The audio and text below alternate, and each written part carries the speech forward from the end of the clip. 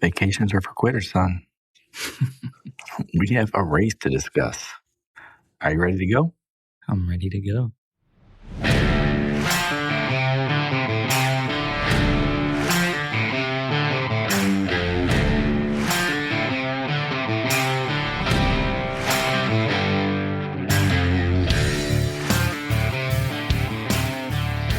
Hello, welcome to Hard Compound, the American take on Formula One. We just finished the Dutch Grand Prix.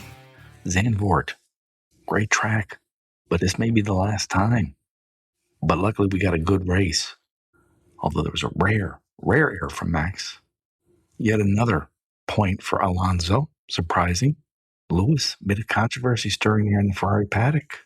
And then the Mercedes orders. Is George being turned into a Bottas? Okay, Patrick, son, before we get to the race, I need you to explain a couple things. Number one, why was Lewis so pissed at Ferrari? Well, I think, Lewis in many ways deserves special treatment. And I think he certainly believes that. And, he came into Ferrari as kind of an equal to Leclerc, right? They sort of don't really have a number one, number two. But, he's been driving for so long. He's won so many championships, arguably, the best F1 driver of all time. He thinks he deserves things. And maybe he does. But he was kind of left out to dry by the team a little bit. He was held up by Leclerc. He had no real desire to fight Leclerc in front of him. Or I shouldn't say he had no desire, but it just wastes time when one teammate is clearly faster than the other on fresher tires, which Hamilton was sort of mid-race.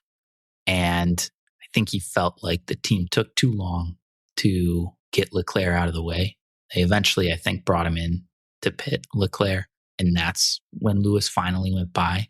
But, at that point, it's like, well, I've lost 3-4 seconds. Right. He ended up finishing 2 tenths behind, or whatever it was, a few tenths behind George, right? And was pestering him all the while. So I think, there were some things that really were kind of frustrating for Lewis. I think he got really lucky later in the race with one of the VSCs, and then the very last VSC, I think he got super unlucky because he was about 2 corners away from passing George. But yeah, he seems like he really wanted a podium and believed that because he was so close to George at the end, he would have been on the podium had the team, I think, given their orders to make Leclerc move out the way. Now, do you think this was the typical Ferrari screw up? Or they just like Charles more and don't want to anger Charles? Feels like more of a Ferrari not being on the ball than intentionally kind of screwing over Lewis, because it really had no impact on Leclerc's race, right? He was in front of him. It's not like he was going to go faster or slower if Lewis went by him. It really didn't matter at that point in the race. So, if it was just to screw over Lewis, then that seems a little crazy since you're paying him so much money. Right. But okay, but now contrast this with, interestingly enough, the same race, the championship leaders, Mercedes makes the quick decision. George, got to get out of the way. George, he took that. I'm of the belief that if you're in a championship fight, you don't ever let your teammate pass. But Kimi had the pace. Yeah, I mean, Kimi was definitely going to go past him at some point. I agree. I think George should have maybe thought a little bit harder about not complying with team orders in that situation.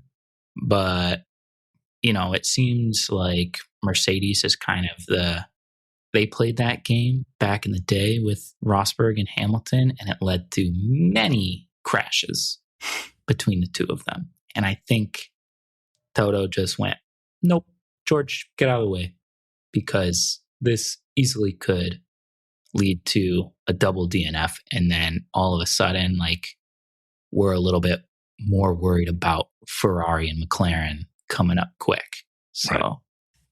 Okay, now the race. Lando wins. Is Lando in legitimate contention for the championship this year? And just remember, we're only about halfway. We're a little more than halfway. We think there's going to be 22 races. We're not quite sure yet. But let's say there's 10 more races. Is Lando legitimately in contention, and is McLaren legitimately in contention? I mean, Max made up a 108-point gap last season, so it's certainly possible. I mean, Lando says absolutely not. Toto says absolutely McLaren is faster than us. So, you get extreme sandbagging from both sides.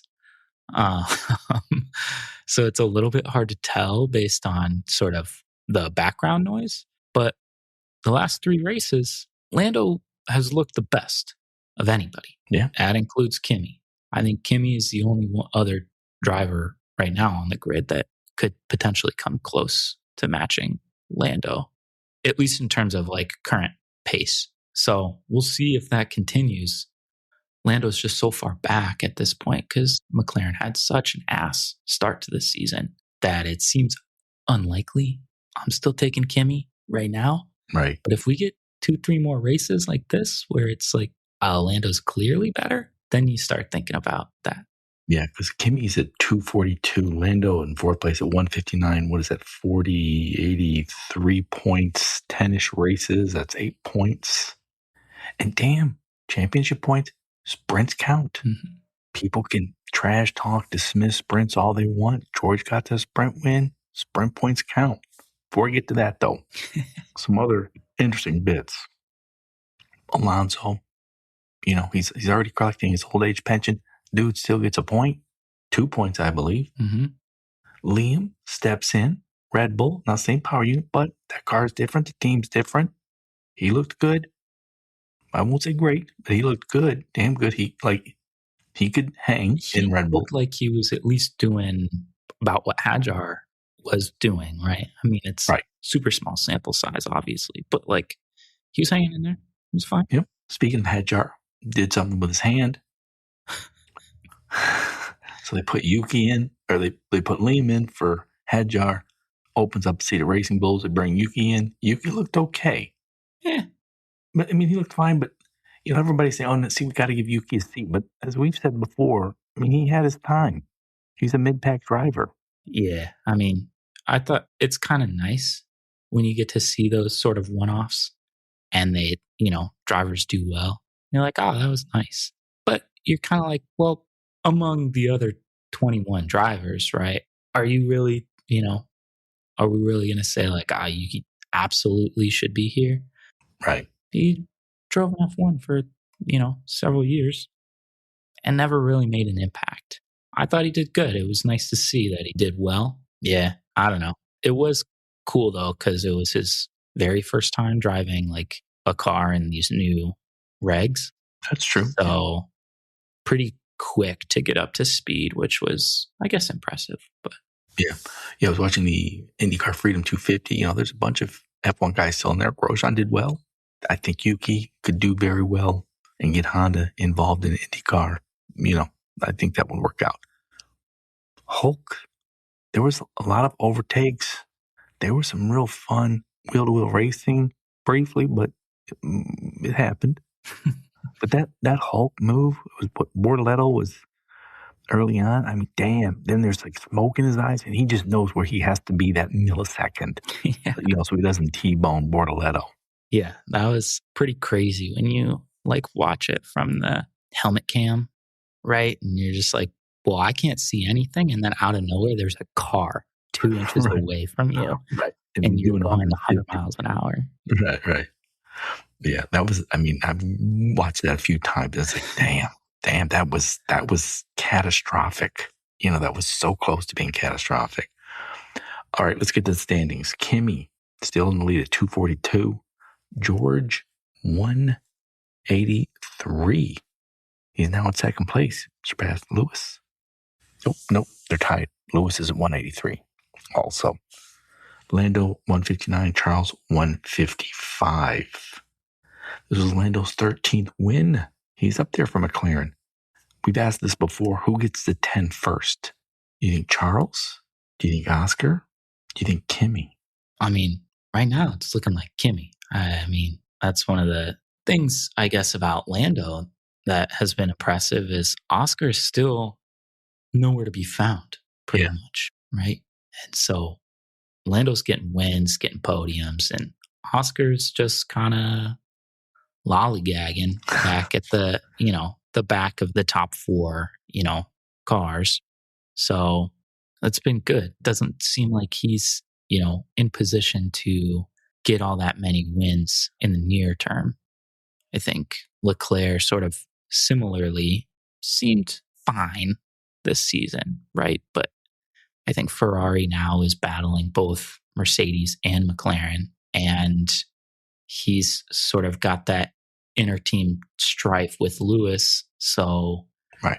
That's a lot to contend with. Whereas Kimmy's just sort of driving balls to the wall every week, right? Yeah. So yeah. I think Charles has 9 wins. I'm not 100% certain, but I believe he's got 9. Next race is Monza. Italy. He's won it before. Won it last year, I believe. That would be good. That'd be nice for Charles.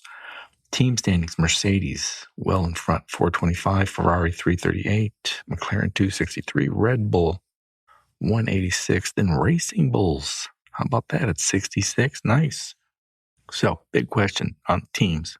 Is this going to come down to Mercedes versus Ferrari? Mercedes versus McLaren? Mercedes or McLaren or Ferrari? What do we think? I mean, I'm still sticking with Mercedes all the way. I think they have such a big lead, and they seem to more consistently get both of their drivers high up in the points, whether that's both on the podium or at least one on the podium and one kind of near. The other two teams, I think, haven't shown that level of consistency, so I don't think they get as many points. Yeah. Let's look at the American teams real fast. What I call the American teams, Red Bull with Ford in 4th. Racing Bulls, they're at 5th. Haas in 7th. Not bad for Haas, but, team principal said, they're still underfunding the team. They're still not spending to the cap.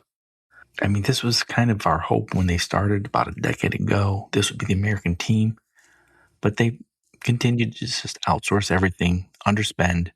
I mean, at this point, I'm kind of hoping Toyota takes over. I think that'll just be better for the Haas team and better for the sport. Yeah, I mean, it's been a roller coaster for Haas since they joined F1, right? I mean, all kinds of craziness, especially when Gunther was just sort of running around trying to piece together a team.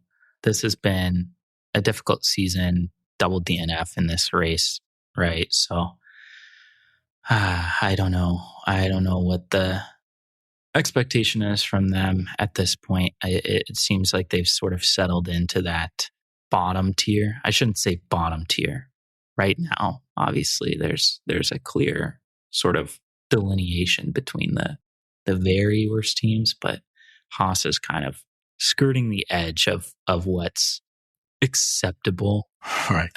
On a dollar basis, they're overperforming. I think, Williams is in that category too, right? Where they might be right on the other side of that edge where it's like, well, this season is unacceptable, but it's not that far away from what Haas is doing. So Right.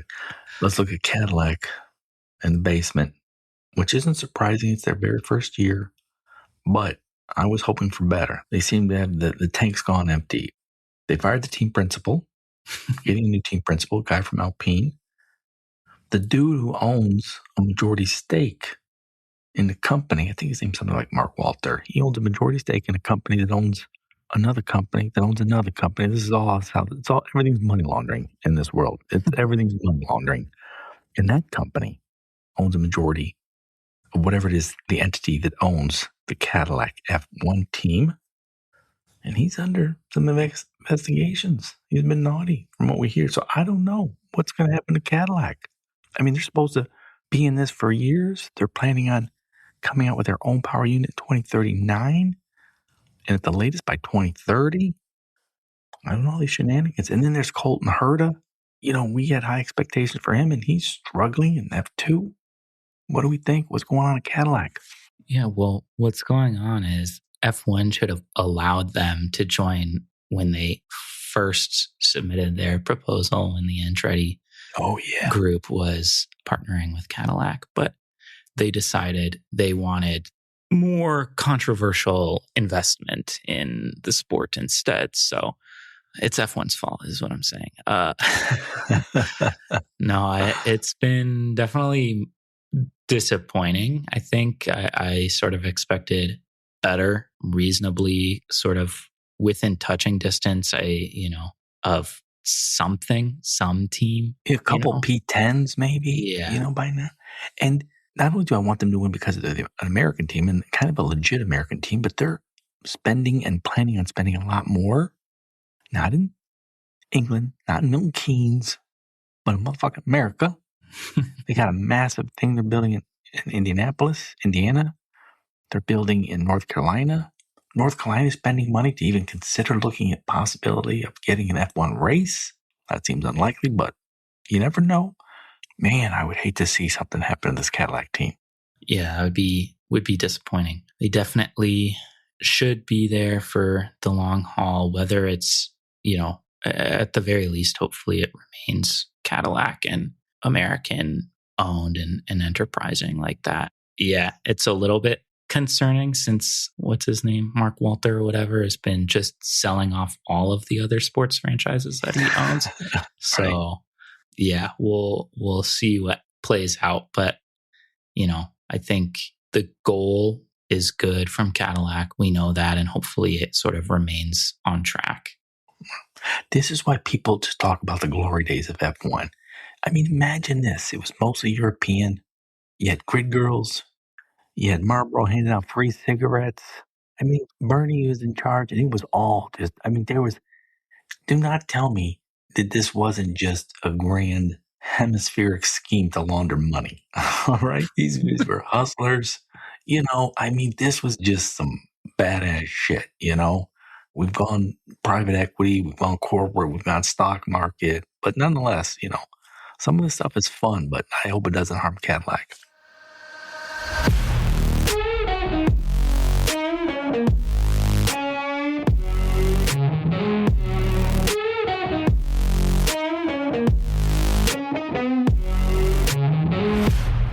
All right, switching to the soft compound.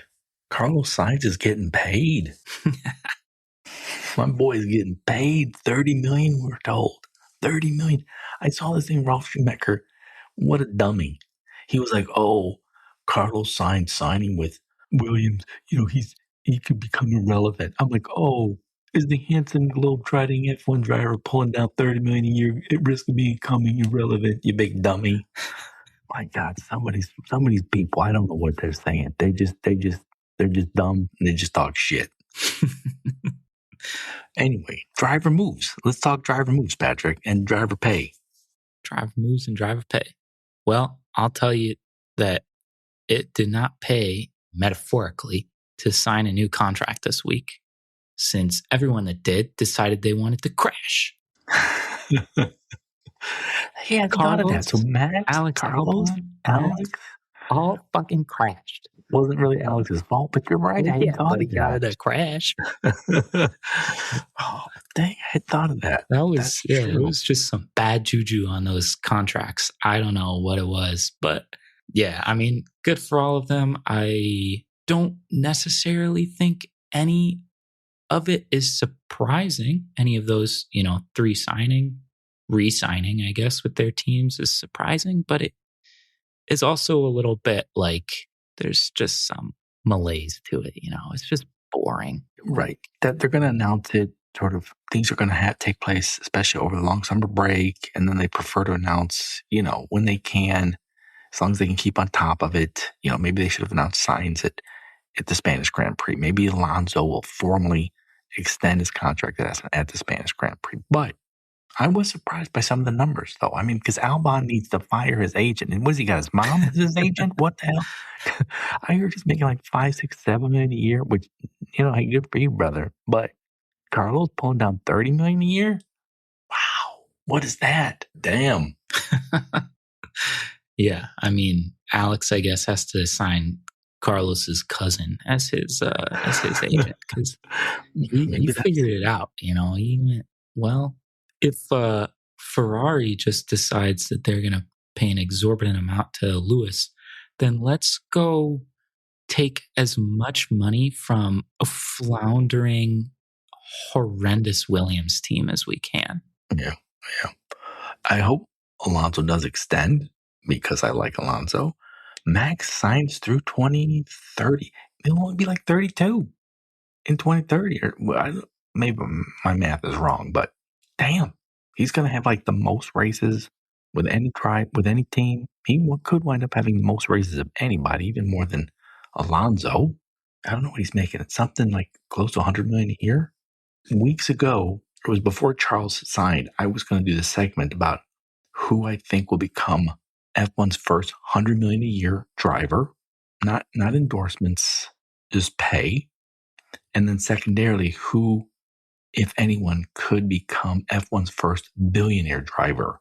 Again, not like Schumacher through endorsements and so forth, but just strictly on driver earnings. And I think Max has got it. He now has this almost locked down. He ought to, as long as he stays in F1. I mean, it's silly to think back like 2 months ago when he was just bitching and moaning about the new regulations in the car and everything and whining and saying, you know, I don't know if I'll stay in F1 anymore. And then it's like, here's some cash, kid. And he goes, yes, okay, we'll continue to drive for you. Right. Well, we called that. I mean, check the tape. We called both. He's staying in F1. All these people saying, oh, no, Max might leave F1. We said, bullshit. And all these other people saying, oh, he's going to leave Red Bull. We said, bullshit. I mean, check the tape. Every time we were consistent. He's staying in F1 and it will be Red Bull. Boom. So anyway, I wonder some of these guys, though. I mean, if Max is worth 100 million a year, if Carlos is worth 30 million a year, Stroll's got to be worth what? 50, 60 grand? I mean, talk about, the first billionaire driver, Lance Stroll. There you go. He came in a billionaire, right? So this is true. This is probably true. But yeah, I don't know. I think a lot of them deserve less and some maybe deserve more. So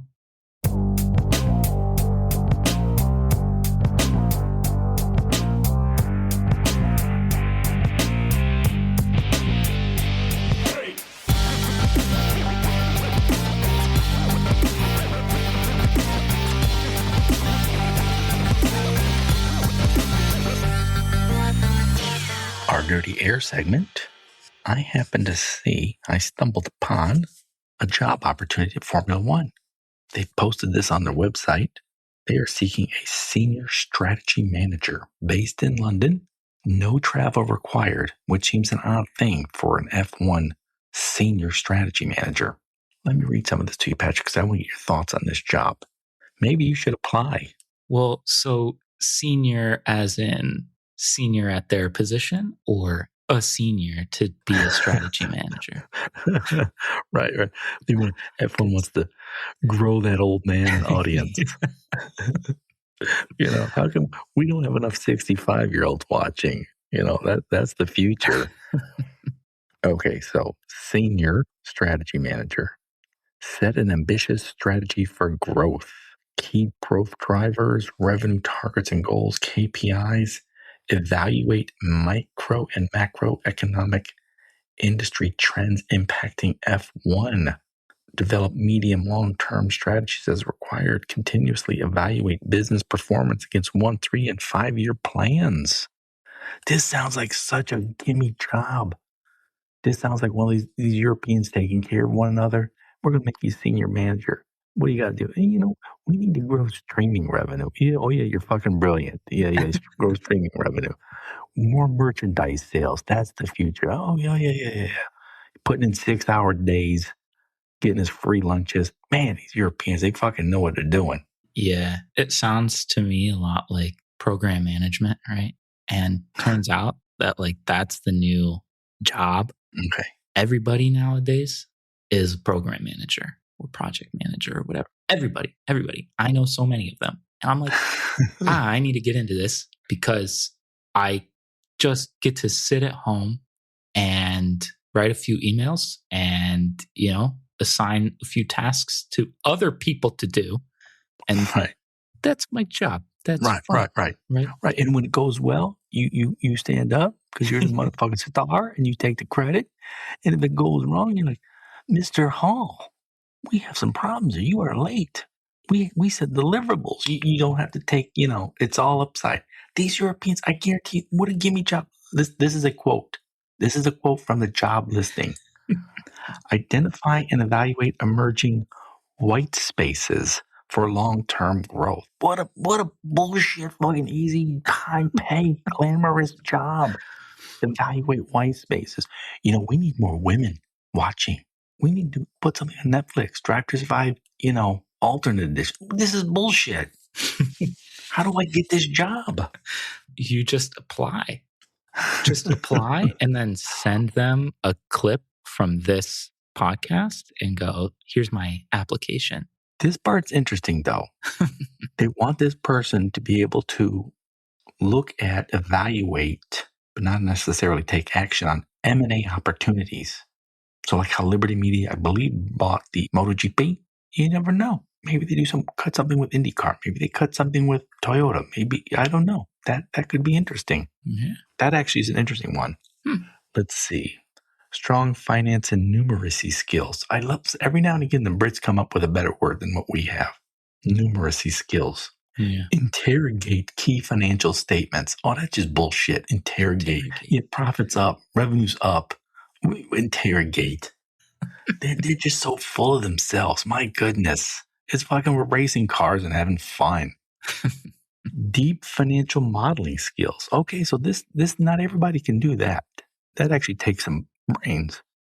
Advanced knowledge and experience of building Excel-based financial models.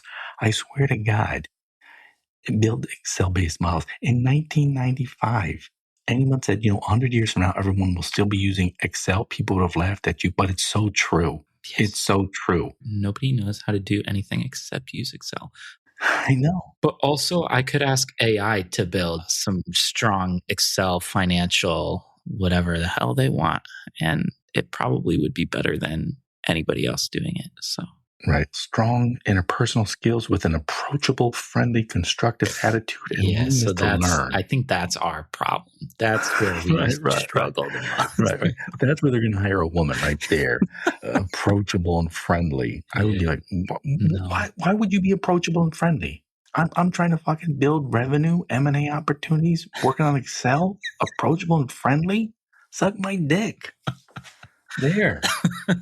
4 Grand Prix paddock passes per season. Damn. Nice. I know. That is nice, especially if it doesn't have to. Yeah, because you can drive to 4 of them. Free shuttle to Biggin Hill. Biggin Hill. That's funny. I love these Brits. Every now and again, the Brits come up with something. I like it. 25 days annual leave, 5 bank holidays. No, 8 bank holidays plus 25 days annual leave plus Christmas closure. Damn. And they're already only putting in 4-hour days. Plus 3 weeks in fucking August where you just get to sit on your ass. So. Right. They're just hitting up Claude or Chat GPT like, hey, M&A opportunities, white spaces. This is the bullshit. This is the best job in the world. Discount on F1 merchandise, discount on F1 experiences, discount on F1 arcade and F1 drive. Cool. Yeah.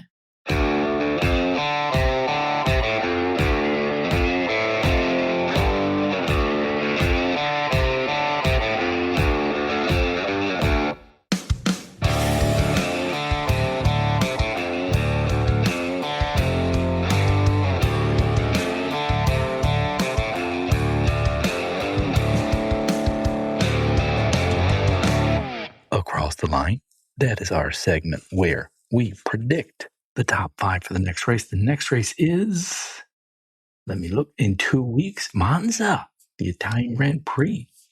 Man, Zandvoort and Monza, that's 2 damn fine courses. So in Across the Line, we predict the top 5 of the next race.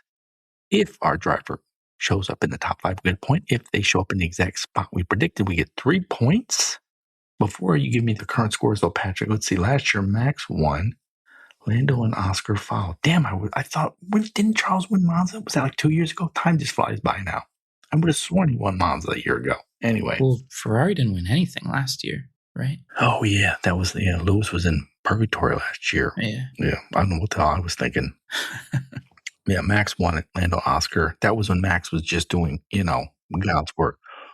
What is that? I don't watch soccer, but there's something like the golden foot, the golden ball, Maradona. What is it? There's like some famous dude. Yeah, I mean, the Ballon d'Or is like the best, soccer player in the world. No, he he must have been Argentinian, right? I mean, he just that famous goal. I don't know. I don't know. A lot of guys that have famous goals. Like 30 years ago. What was the guy's name? Come on, Maradona. Yeah. Okay, there's like just a golden goal, something like that. Whatever that was, Max, that was Max last year. I mean, people talk about 23, 21. I don't know what he was doing in that car last year. That was just unbelievable. Let's see, what else did we say? What else did we talk about last year? Oh, my idea for F1, the movie sequel, was a comedy with Colton Herta, where he has to go back to school and hang out with the kids in F2.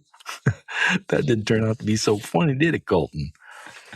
All right, Patrick. Before we predict the top 5 for Monza, what are the current standings? Okay, well, coming into the Dutch Grand Prix, you were ahead 48 points to my 38. This week, top 5 from the race was Lando, Kimi Antonelli, George Russell, Lewis Hamilton, Charles Leclerc. Your picks were Russell, Verstappen, Piastri, Lawson, Gasly. So you got 1 point for George Russell in the top 5, but not the position you selected him. Dang. I had Hamilton, Antonelli, Norris, Leclerc, Hadjar. So I got 1 point each for Lewis, Lando, and Charles in the top 5, but not where I selected them, and 3 points for Kimi in P2. So that means the scores going into Monza are you on 49 and me on 44. Dang, you covered up some ground. Yeah. All right, who goes first? You have first pick.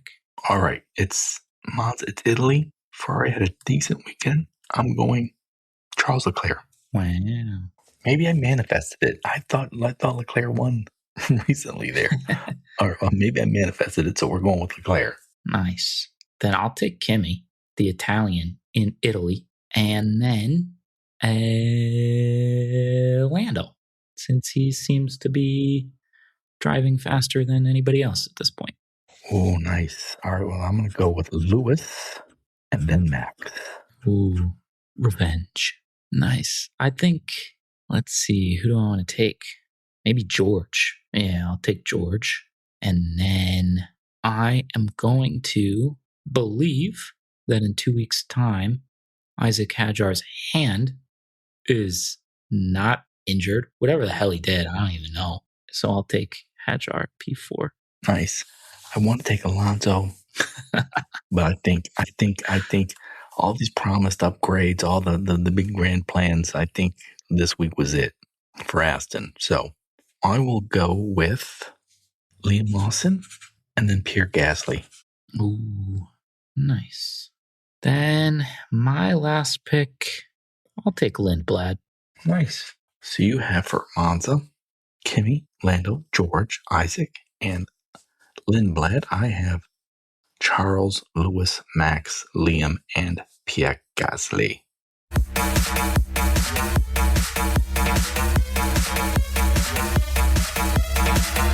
Any crazy predictions, Patrick?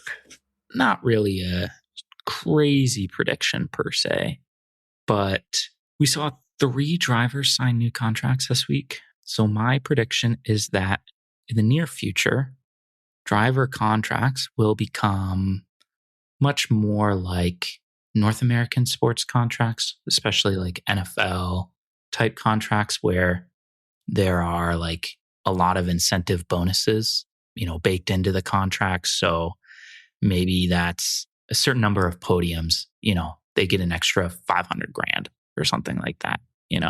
I think they'll have very strict and clear guidelines on what types of activities drivers are allowed to do outside of racing. Meaning, I highly doubt Max would be allowed to drive in World Endurance, championship things or GT Nürburgring cars or whatever, right? Or, there's guys that do like skydiving and shit like that. It's like, yeah, you're not going to be allowed to do that. We're paying you 30 plus million a year. You can't do these crazy things and then get injured. So I think those types of contracts will become the norm. I don't believe they are now currently in F1. So I think we'll start seeing a lot more stuff like that. All right. I don't have much. My crazy prediction, I watched the Freedom 250. That was an IndyCar race on the streets of Washington, D.C. Pretty cool. Had lots of flyovers. We got to see all the iconic imagery, Capitol, White House, George Washington Monument, etc. I think F1 is going to do something like that. And by 2030, there's going to be a race in a major European capital on the streets. I think Madrid is already the Spanish capital. I don't know. But that track is kind of offset. I'm talking sort of like on the core downtown streets. Nice. All right. I want to thank you all for listening to everybody's most beloved father and son F1 podcast. It is much appreciated. We hope you listen, subscribe, and tell a friend. But for now, we are lights out. See ya. Thanks for listening.